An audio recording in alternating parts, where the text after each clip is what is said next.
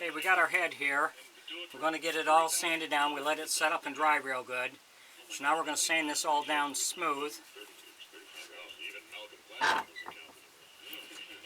I'll be using this brush sander for these little parts in here that you can't reach. You're using a palm sander and hand sanding where I need to.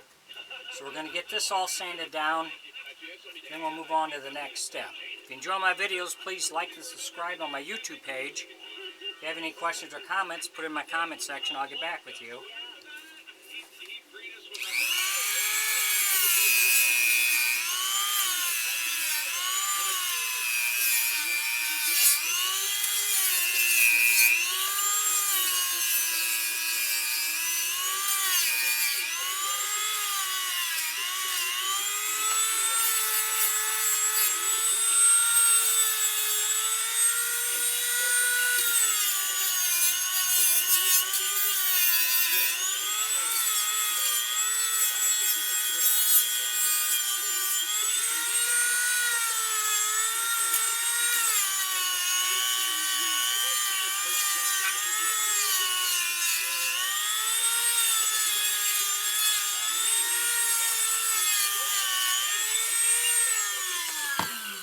Thanks for watching.